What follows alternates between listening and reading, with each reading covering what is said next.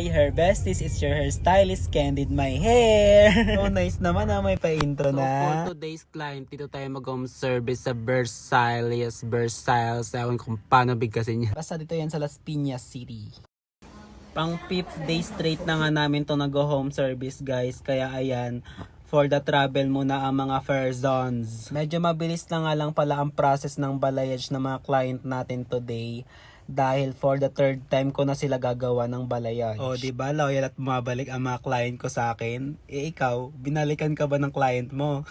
Uy, joke lang po yun. Baka may ma-offend For the entertainment purposes lang po. Then yan, after natin mag-bleach, mag-apply na tayo ng passion color. Pasensya na pala guys kung di ko masyado pinapakita yung step-by-step process ng pagkukulay ko ng buhok kasi grabe, ang tagal pala mag-edit talaga. Ang hirap, pati pag-voice over, takaw talaga sa oras. Ang hirap din kasi kung nagbo-voice over ka sa biyahe, mukha ka namang weirdo nun. Anyways, ang ipapakulay pala ng client natin ngayon na isang ash blonde na balayage at itong ombre pink na balayage. Di ko na nga rin pala bleach dito si ma'am guys kasi ang gusto niya lang ay touch up lang din ng pink. Ang previous hair color niya kasi ay pink na rin pero nag-fade lang na mabilis.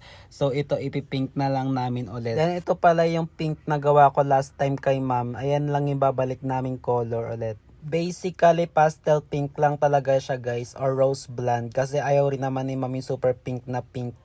O, ayan na yung result agad. Ayan, kita nyo naman, pastel pink siya or rose blonde. Sa mga gusto magpa-pink pero takot, gantong shade lang ng pink yung piliin nyo para di masyadong drastic tignan. And lastly, wait lang, wala akong spill. Ano ba? Wait. And lastly yan, si Ma'am Jedi nagpa-retouch lang ng kanyang lumang balayage at mukhang bago na ulit.